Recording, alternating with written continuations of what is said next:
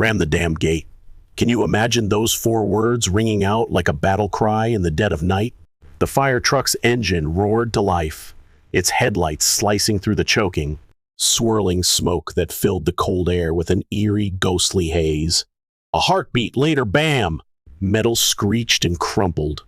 Sparks exploded like fireworks, and that ridiculous HOA gate, Richard Thompson's oh-so-precious security masterpiece, was reduced to nothing but twisted scrap metal, skidding wildly across his pristine, perfectly manicured lawn. Somewhere in the chaos, can't you just picture it?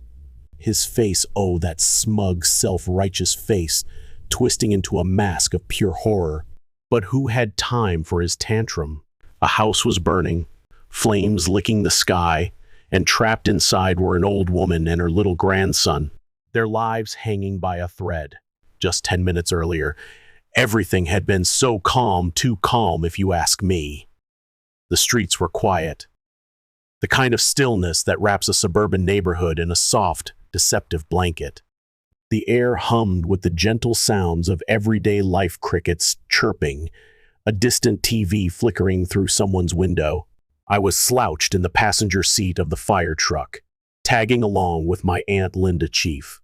Linda, the toughest woman I know on one of her routine patrols. It wasn't something I did every day, mind you, but college, ugh, it was crushing me. Papers, exams, deadlines piling up like a mountain I couldn't climb. Aunt Linda, with her no-nonsense wisdom, figured a ride along might shake me out of my funk, clear the fog from my overstressed brain, then wham, the smell hit us. Smoke, sharp and biting like a slap to the face. Acrid, unmistakable, it clawed at my nostrils. Before I could even process it, the radio crackled to life. Fire on Meadowbrook Drive. 2 people trapped inside. My heart lurched. Aunt Linda didn't hesitate, did she ever?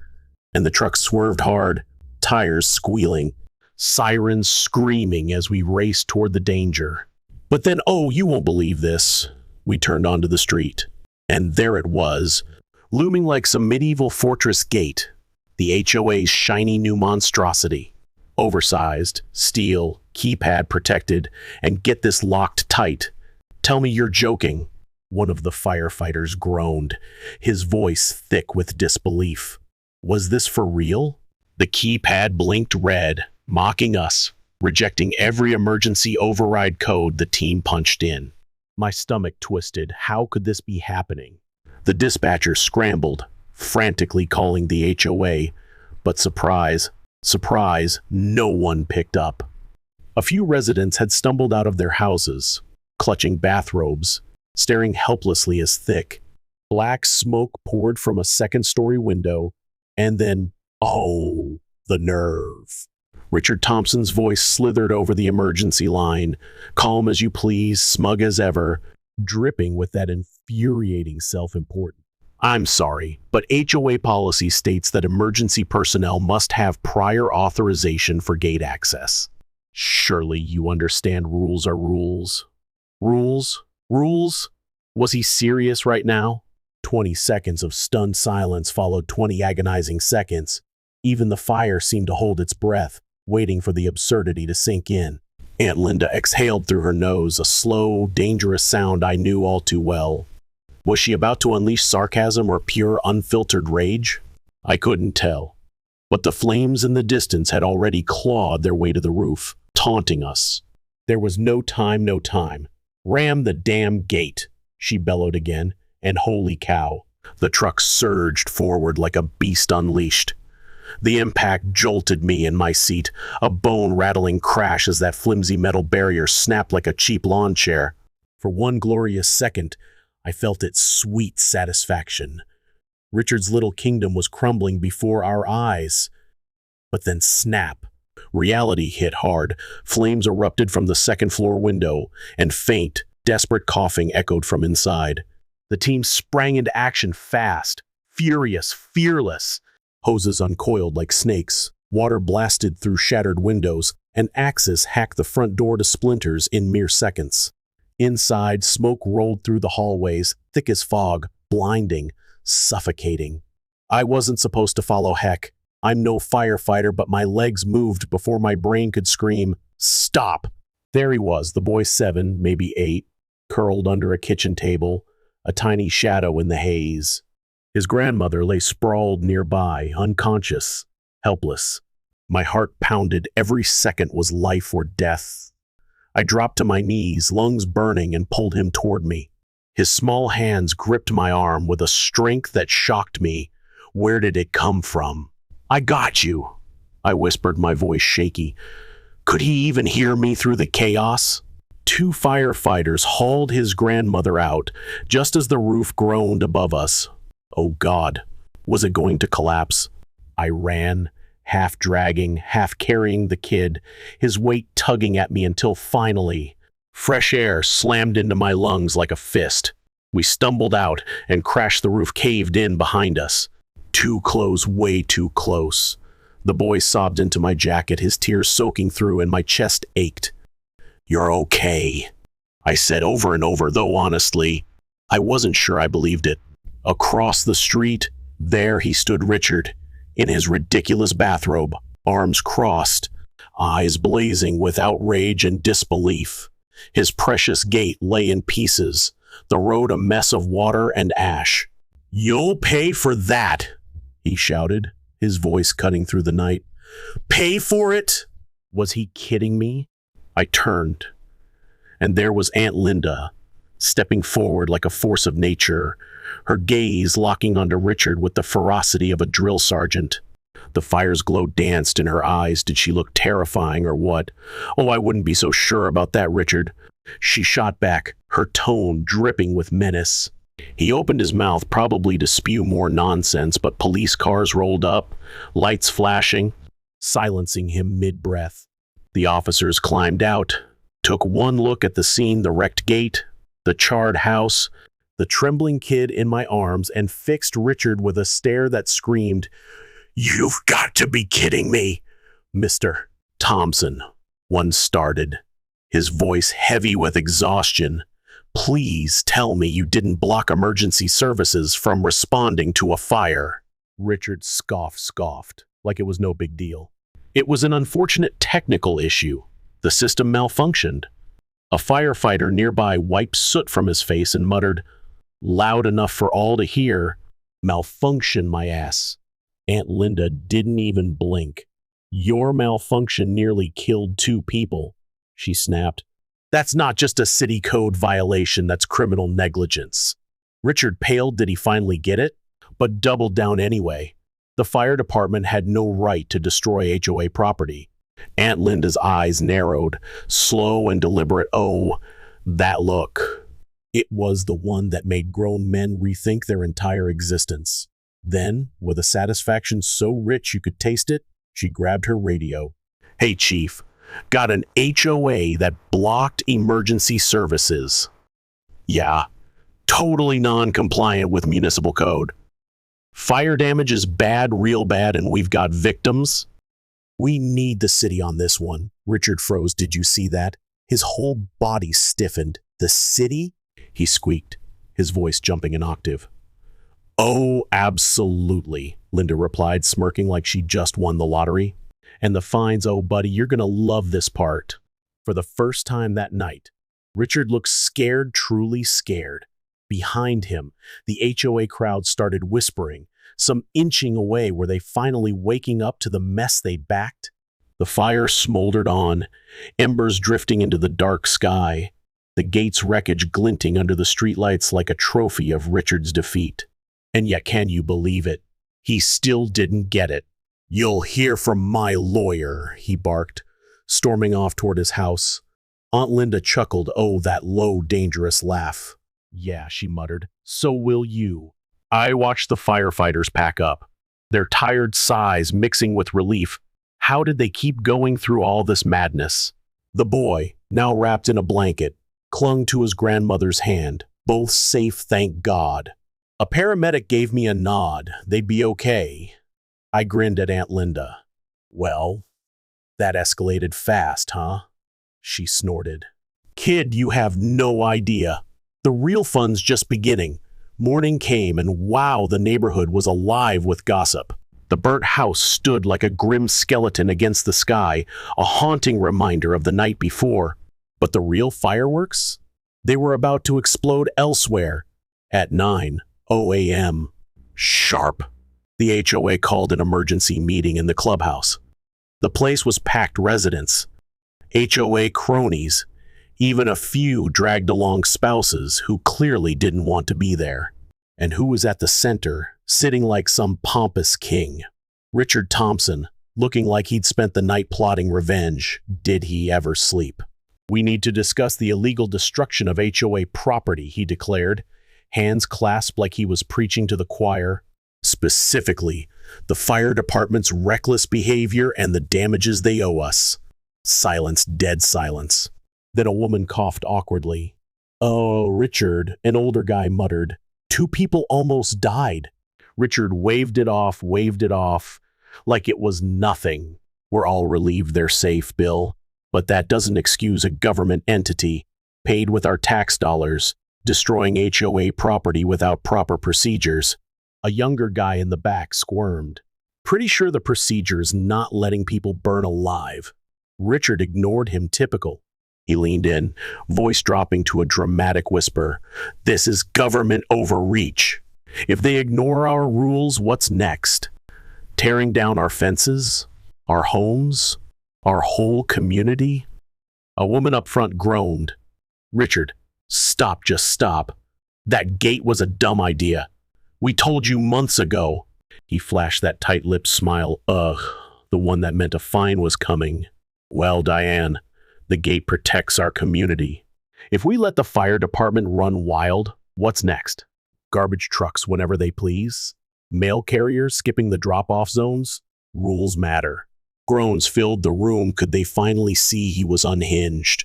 But Richard wasn't done. "Oh, no." He pulled out a letter, waving it like a victory flag. "This is our demand for restitution. We're billing the fire department $75,000 for the gate. It was a specialized security installation." Silence again, then bomb. Someone in the back lost it, laughing so hard they couldn't breathe. Richard's face twisted. Who dared? His eyes found me, and oops, I couldn't stop either. That image of the truck smashing his gate into his rose bushes, his scream echoing priceless. Richard scowled, his face contorting into that sour, pinched expression I'd come to know all too well. Oh, how I loved seeing him squirm. "Something funny, Alex?" he barked, his voice slicing through the stuffy air of the clubhouse like a rusty blade. I wiped my eyes, tears of laughter still clinging to my lashes, and grinned wider than I thought possible. "Yeah, you mostly." I shot back, my heart pounding with the sheer joy of it all. Can you imagine the nerve of this guy? Somewhere near the door, a man let out a cough that was clearly a cover for his own laughter. Ha! He couldn't hide it. Another woman turned her head, pretending to check her phone, but I saw the way her shoulders shook. She was in on it too. Richard cleared his throat with a loud, pompous huff, the sound bouncing off the walls. "If you don't take HOA matters seriously, perhaps you shouldn't be here," he sneered, his tone dripping with that holier-than-thou attitude he'd wielded like a scepter for years. "Oh, I take this so seriously," I fired back, still grinning like a kid on Christmas morning. So seriously, in fact, that I made sure my Aunt Chief Linda, the toughest fire chief this town's ever seen, forwarded all your ridiculous petty concerns to the city legal department this morning. And guess what, Richard? They're dying to know how you locked emergency services out during an active fire. His smug little smile froze, like someone had dumped a bucket of ice water over his head. "What?" he croaked, his voice barely audible, and oh, how I wished I could have snapped a picture of that stunned, stupid look on his face. "Oh, yeah," I went on, leaning back in my chair with a swagger I didn't even know I had, my pulse racing with anticipation. "And here's the part you're going to love seriously. It's a real kicker. Blocking emergency responders, That's not just some minor code violation you can shrug off with a slap on the wrist. No way, Richard, it's a major offense. We're talking fines, huge, massive, bank account draining fines. A murmur rippled through the crowd, a wave of gasps and whispers that felt like electricity crackling in the air. Richard's fingers twitched around his precious stack of paperwork, those crisp pages he'd probably spent hours fussing over. Well, he stammered, his voice wobbling like a kid caught stealing cookies. That's ridiculous. The HOA has every right to manage its own security. This is just an overreaction, plain and simple. But before he could finish his whiny little rant, the clubhouse doors swung open with a thunderous crash that made everyone talk about timing. In strode two figures, and oh, what a pair they were. A woman in a sharp suit, exuding power like she owned the place, and an older man gripping a clipboard like it was his lifeline, the city's legal department and the state fire marshal, here to drop the hammer. My heart did a flip. Could this day get any wilder? The fire marshal, a grizzled old guy who looked like he'd seen every dumb decision in the book and then some, surveyed the room with a squint before zeroing in on Richard. You, Richard Thompson? He asked, his voice rough as gravel. Richard straightened his tie, puffing up like a peacock, despite the sweat beading on his forehead. Yes, I am the HOA president, he declared, as if that title still carried any weight. Great, the fire marshal said, a smirk tugging at his weathered lips. We need to have a chat. He pulled out a document, waving it like a victory flag. I hope you've got deep pockets, pal, because you're looking at about $500,000 in fines. Richard's jaw dropped so fast it nearly hit the table. Oh, what a sight! The HOA board sucked in a collective breath, a sharp, panicked gasp that echoed through the room. This is outrageous, Richard finally sputtered, his face turning a furious shade of red. You can't fine us $500,000 over a misunderstanding. A misunderstanding? Was he kidding me? The woman in the suit, the city's legal rep, adjusted her glasses with a cool, steely precision that made my skin tingle with excitement. It's not a misunderstanding, she said, her voice slicing through his bluster like a hot knife through butter. You knowingly installed a gate that violated emergency access codes, ignored a dozen complaints from residents, no less, and directly hindered firefighters from saving lives. That's not a whoopsie, Richard. That's criminal negligence, at the very least. Bill, the older HOA member who'd always seemed too meek to stand up to anyone, suddenly piped up, his voice quaking with raw panic. Wait, you're fining the HOA? Like all of us? He asked, his eyes darting around like a trapped animal. That's correct, the woman replied, calm and unshakable. As a governing body, the HOA is responsible for its decisions. Since it's a collective entity, the fine applies to every single member. Oh, the silence that crashed down after that. It was thick, heavy, like the whole room was holding its breath, waiting for the chaos to erupt. And erupt it did suddenly. As if someone flipped a switch, the crowd turned on Richard with a vengeance that took my breath away. You idiot! Someone hissed from the shadows. Are you telling me I have to pay for your mess? A woman shrieked, her voice trembling with rage. I told you this was a bad idea, another voice yelled, sharp and accusing. My wife is going to kill me, a man wailed, and I could almost picture her chasing him with a rolling pin.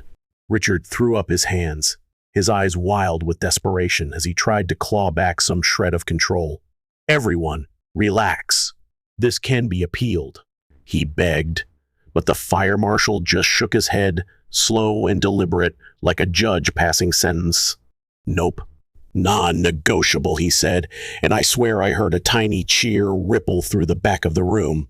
Then, like a spark igniting a powder keg, someone near the door leapt to their feet, their voice booming with righteous fury. I move to remove Richard as HOA president. I second that, Another voice shouted, quick as a whip. All in favor? Hands shot up everywhere, can you believe it? Even some of Richard's former cronies, those spineless toadies who'd kissed his boots for years, raised their hands, their faces pale as they saw the financial ruin barreling toward them. Richard went pale, his skin turning a ghostly white that made him look like he might faint right there. Wait, he choked out, but Bill cut him off, his voice grim and final. Majority vote. Richard, you're out. Richard staggered back, clutching the table like it was the only thing keeping him from collapsing. You can't just...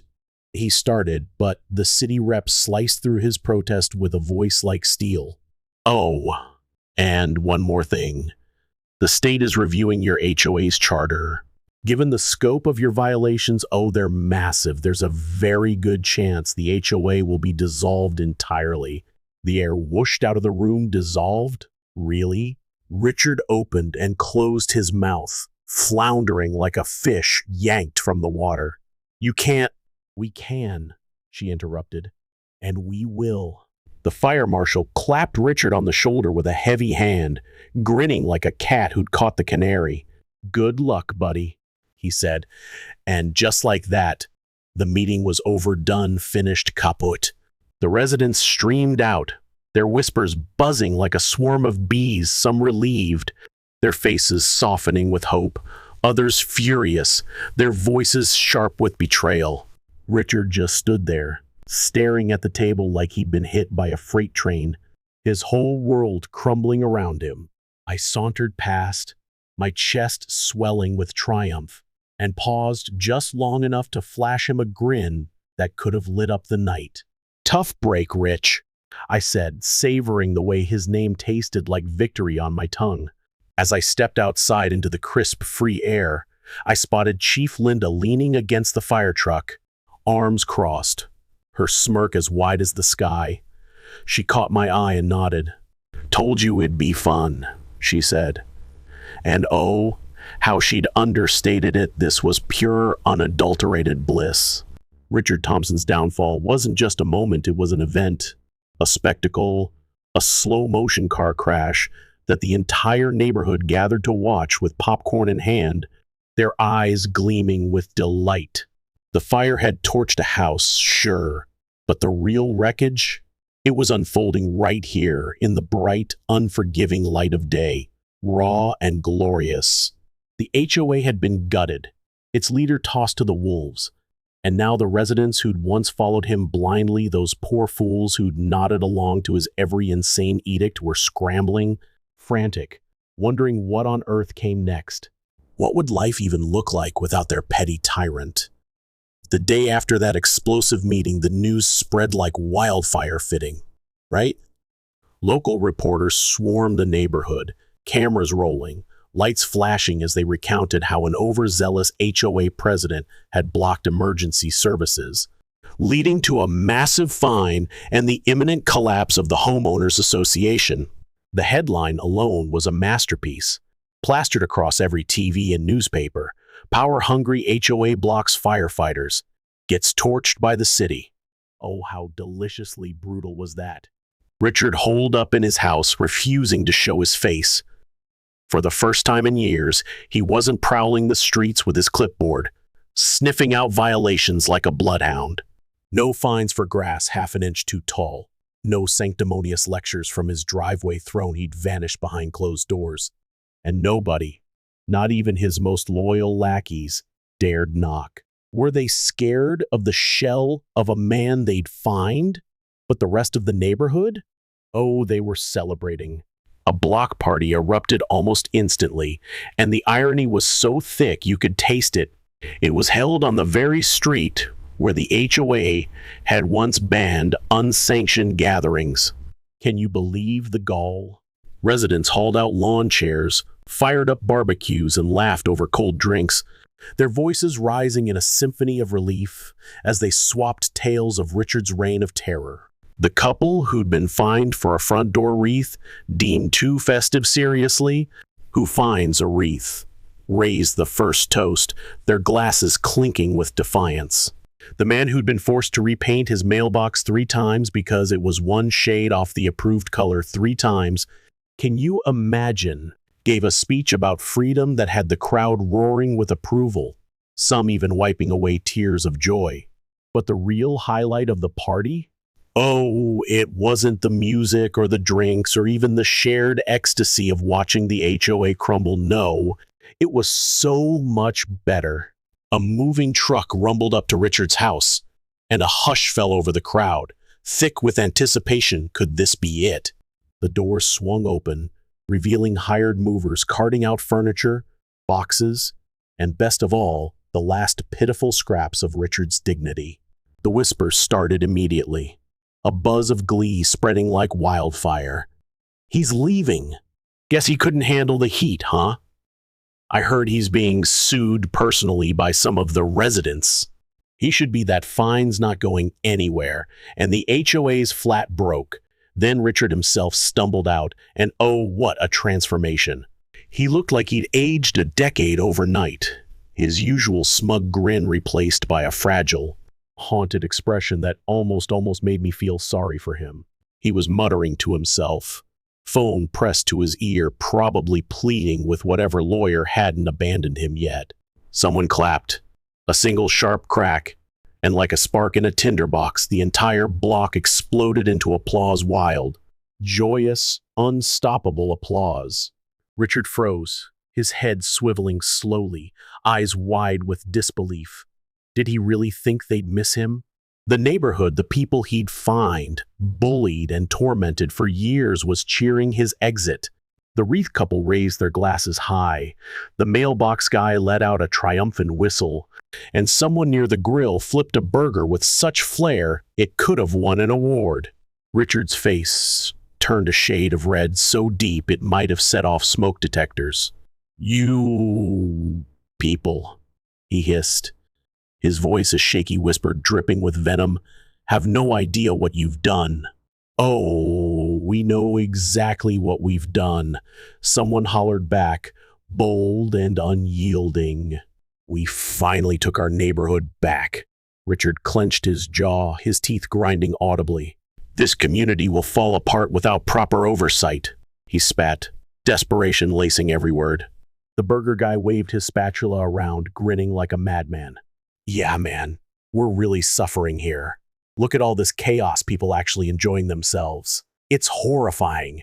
The crowd burst into laughter, and Richard gripped his phone so hard I thought it might crack in two. He muttered something under his breath, curses, no doubt, then stormed toward his car, his steps heavy with defeat. And just when I thought the moment couldn't get any sweeter, a fire truck rolled slowly down the street, its presence a glorious encore. Every firefighter who'd been there the night of the fire was on board, and there, at the front, arms crossed, stood Chief Linda, watching Richard shove his last box into the car with a look of pure, icy satisfaction. She gave him a nod, her voice cutting through the air. "Safe travels, Richard."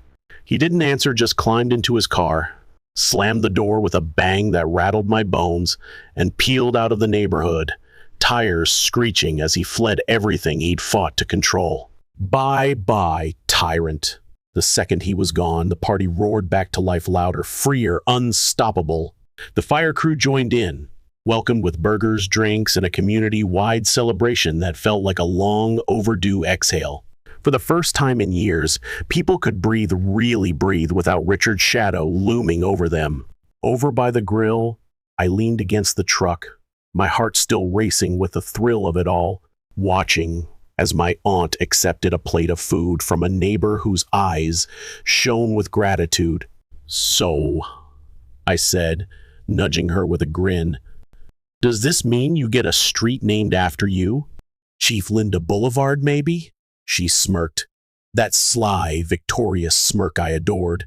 "I don't need a street," she said, her voice warm with pride, "but they are renaming the entrance." I raised an eyebrow, curiosity buzzing through me. She took a slow, deliberate bite of her burger before answering, savoring the moment. The new neighborhood committee decided the gate was too much trouble to replace, so they're keeping it open permanently, thank goodness. But the old entrance, they're putting up a sign. I grinned, leaning in. Let me guess, Chief Linda's way? Close, she said, pulling out her phone with a flourish and showing me the name. Emergency Services Access Road. I let out a low whistle, my chest swelling with pride. That's poetic, Linda chuckled, a deep, satisfied sound. Figured it was a fitting reminder of everything. Across the street, one of the former HOA members sighed, hands on his hips, his face a mix of exhaustion and relief. I don't even care about the fine anymore, he admitted, his voice soft but firm. I'm just glad I can finally leave my trash bins out the night before pickup without getting a warning letter freedom at last. Someone else nodded, their eyes lighting up. Yeah, and I can paint my house whatever color I want, purple maybe. Wait, does this mean we can put up Christmas lights before December now? Another voice chimed in, and the group erupted into excited chatter, their laughter ringing out like music. For the first time in what felt like forever, the neighborhood actually felt like a neighborhood, not a prison of rules and violations, not a fiefdom ruled by an egomaniac with a clipboard, but a real, living, breathing community of people enjoying their homes, their lives. As the sun dipped below the horizon, casting long golden shadows over the remnants of Richard's shattered kingdom, one thing shone crystal clear. Things were finally the way they should have been all along. And if Richard was out there somewhere, fuming, watching from a distance through gritted teeth, well, that was just the cherry on top of this sweet, victorious Sunday.